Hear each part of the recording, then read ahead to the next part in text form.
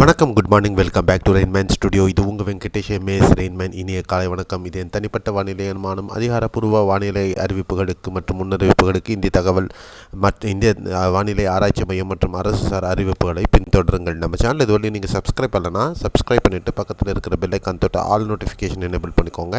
மறக்காமல் லைக் பண்ணிவிட்டு கமெண்ட் பண்ணிவிடுங்க. அப்போ தான் நம்ம கொடுக்கக்கூடிய முழு எஃபோர்ட்டும் உங்களை ரீச் ஆகும். உண்மையான வானிலை நிகழ்வுகளை பற்றின அறிதல்களும் புரிதல்களும் உங்களுக்கு கிடைக்கும். ஸோ இன்றைய வானிலை அனுமானம் 26 நவம்பர் 2025 உருவாகியது சென்யார் புயல். என்னடா உருவாகாதுன்றாங்க, உருவாயிடுச்சுன்றாங்க, என்ன அப்படின்னு நீங்கள் கேட்கலாம். அதுக்கான காரணங்கள் தான் விளக்கிறது தான் இந்த படம். அது மட்டும் இல்லை, இந்த சென்யார் புயல் எங்கே உருவாகி இருக்கிறது அப்படிங்கிறது பார்த்திங்கன்னா இந்தோனேஷிய கடல் பகுதிகளில், மலாக்கா தீவு நீரிணை பகுதிகளில், இந்தோனேஷிய கடல் பகுதியை ஒட்டிய பகுதிகளில் உருவாகி இருக்கிறது. இது உருவாகினதுக்கு அப்புறமா இது எப்படி இருக்க போகிறது அப்படிங்கிறத பற்றின இதுவும் நம்ம பார்க்கலாம். அதே நேரத்தில் இலங்கை அருகே பல்வேறு சுழற்சிகள் காணப்பட்டன. அவை ஒன்றிணைந்து ஒரு ஆழ்ந்த ஒரு தாழ்பகுதியாக நேற்று உருவாகி மற்றும் கன்சாலிடேட் ஆகி இப்போ ஒரு நன்கு அமைந்த காற்றழுத்த தாழ்வு பகுதியாக இலங்கைக்கு தென்கிழக்கே உருவாகி இருக்கிறது.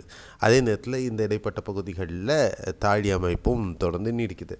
அதே நேரத்தில் வெஸ்ட் பசிஃபிக்லேயும் பார்த்திங்கன்னா கோட்டோ அப்படிங்கிற ஒரு தைஃபோனும் போயிட்டுருக்கு. ஸோ இதில் என்ன மாற்றம் அப்படின்னா, இந்த தைஃபோன் கோட்டோனுடைய ஈர்ப்பு விசை காரணமாகவும் கொராலிசிஸ் ஃபோர்ஸும், இரண்டாவது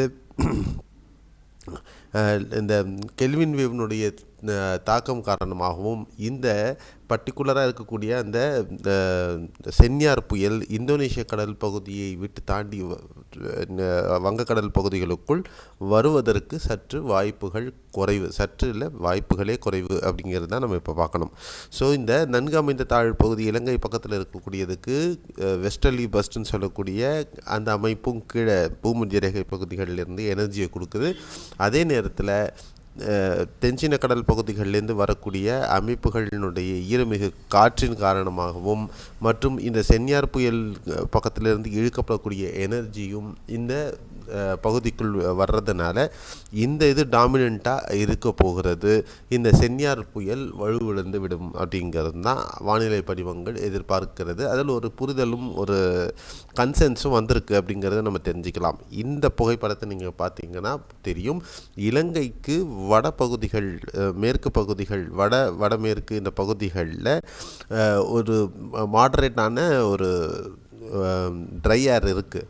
அதே நேரத்தில் இப்போ சுழற்சி இருக்கக்கூடிய பகுதி நல்ல ஃபேவரபுளான ஒரு அமைப்பில் இருக்குது. கிட்டத்தட்ட 24 நாட்ஸு கிட்டத்தட்ட அதுக்கு ஈர்ப்பு சக்தி கிடைக்கிது.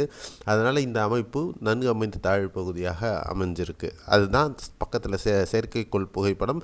இது இந்த காற்றின் புகைப்படத்தை நீங்கள் பார்க்குறீங்க. இதுக்கு மேலும் இலங்கையில் அந்த லேண்ட் இன்ட்ராக்ஷன் நடக்கிறதுனால அதுக்கு அடுத்து டிப்ரெஷனாக மாறுவதற்கும் வாய்ப்புகள் இருக்கும். ஏன்னா இது கடல் பகுதிகளை ஒட்டி இலங்கையிலேயே மூவ் ஆகும். அப்படிங்கிறதுனால அடுத்த 24 மணி நேரத்தில் இது ஒரு ஆழ்ந்த தாழ்மண்டலமாகவும் உருவாவதற்கு வாய்ப்புகள் இருக்கிறது.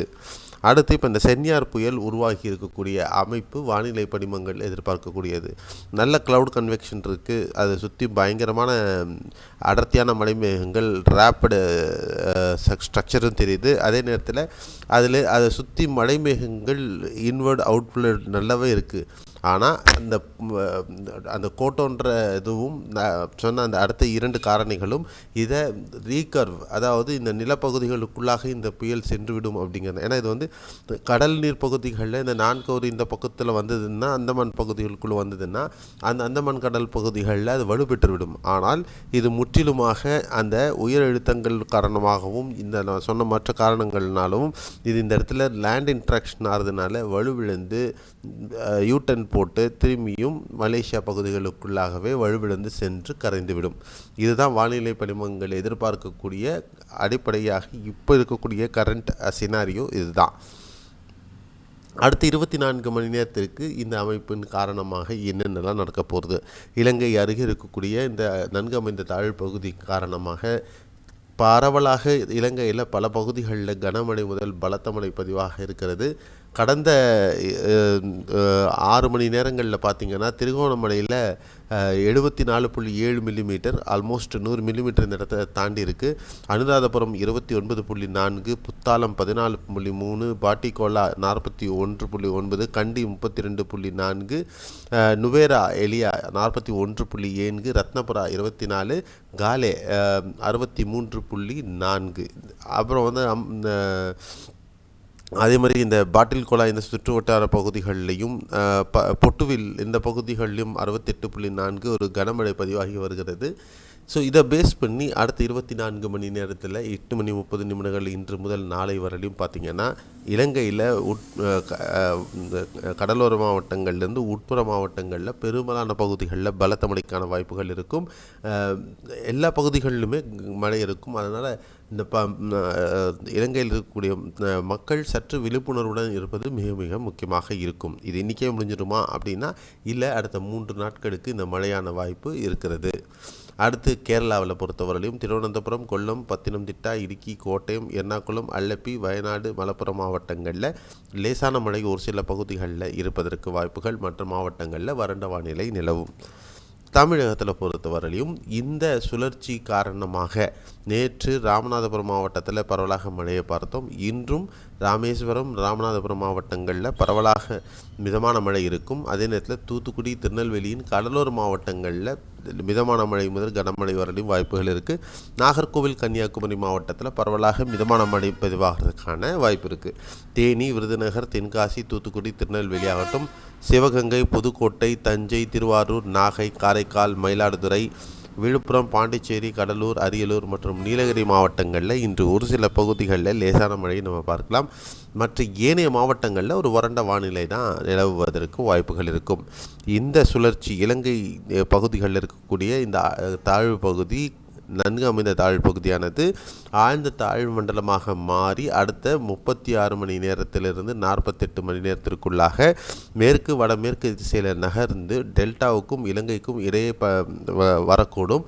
அந்த பகுதிகள் வரும் பொழுது தமிழகத்தில் குறிப்பாக டெல்டா மாவட்டங்கள்லேருந்து அதனுடைய உட்புற மாவட்டங்களில் கனமழை பதிவாக ஆரம்பிக்கும். அதே நேரத்தில் 27, 28 தேதிகளில் இந்த மழை தொடங்கும். 29, 30 வரையிலும் டெல்டா மாவட்டங்கள் முழுவதுமாக மழை இருப்பதற்கு வாய்ப்பு. டெல்டா மாவட்டங்களை சார்ந்த உட்புற மாவட்டங்கள், அதை ஒட்டிய மாவட்டங்கள் திருச்சிராப்பள்ளி, பெரம்பலூர், கள்ளக்குறிச்சி வரையிலும் மழை இருக்கும். 29, 30, 1ஆம் தேதி இந்த 3 நாட்கள் வட மாவட்டங்கள் சென்னை, திருவள்ளூர், காஞ்சிபுரம், செங்கல்பட்டு, ராணிப்பேட்டை இந்த பகுதிகளில் கனமழை, சில பகுதிகளில் பலத்த மழையும் இருக்கும். அதே நேரத்தில் வேலூர், திருப்பத்தூர், திருவண்ணாமலை, கள்ளக்குறிச்சி மாவட்டங்கள்லேயும் மிதமானது முதல் கனமழை பல பகுதிகளில் பதிவாகிறதுக்கான வாய்ப்புகள் இருக்கும். 29 தேதிக்கு பிறகு டெல்டா மாவட்டங்களில் மழை குறைந்துவிடும். வட தமிழகத்தில் மழை தொடங்கும்.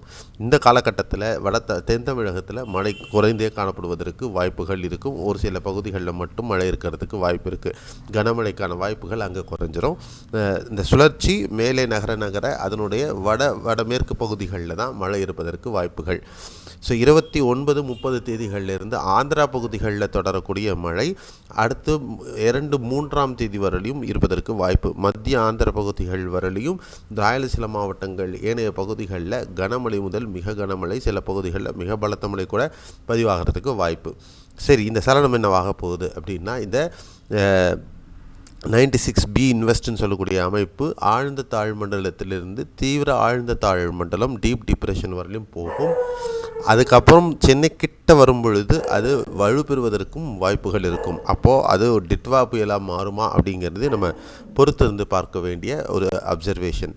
அப்படி மாறும் பட்சத்தில் அது சென்னைக்கும் தெற்கு ஆந்திர பகுதிகளுக்கும் இடைப்பட்ட பகுதிகளில் கரையை கடந்து செல்லும். ஏன்னா 27ஆம் தேதிக்கு பிற்பகலுக்கு பிறகாக இந்த மேற்கத்திய கலக்கம் முழுவதுமாக கீழே இறங்கி வந்து இந்த சலனத்தோட இன்ட்ராக்ட் பண்ண போகிறது. ஸோ அப்போ இந்த சலனம் தமிழகத்தை ஒட்டி உள்ளே இருக்கப்படும் அப்படின்னு எதிர்பார்க்கலாம். அதாவது வட தமிழகத்தின் கடைக்கோடி பகுதிகளிலிருந்து உள்ளார இழுக்கப்படும். அப்பொழுது அது ஆந்திர பகுதிகள் ஊடாக பயணிக்கும். அப்போ உட்புற மாவட்டங்களுக்கும் மழை இருக்கும். ஸோ இதுதான் இப்போ இருக்கக்கூடிய அப்டேட். இந்த மாற்றங்கள் என்னெல்லாம் மாறப்போகுது அப்படிங்கிறத நம்ம தொடர்ந்து கவனிக்கும். இன்று மாலை இரவு முதல் நம்மளுடைய நேரலை இந்த புயல் சார்ந்த அமைப்புகளை பற்றின அப்டேட் உங்களுக்கு வரப்போகிறது நேரலையாக. ஸோ மறக்காமல் மிஸ் பண்ணாமல் நம்ம சேனலை சப்ஸ்கிரைப் இல்லைனா சப்ஸ்கிரைப் பண்ணிவிட்டு பக்கத்தில் இருக்கிற பெல்லைக்கான் தொட்டு ஆல் நோட்டிஃபிகேஷன் எனேபிள் பண்ணிக்கோங்க. மீண்டும் அடுத்த ஒரு காணொலியில் மிக முக்கியமான தகவல்களுடன் நம்ம சந்திக்கலாம். நன்றி, வணக்கம், bye bye, see you, have a nice day.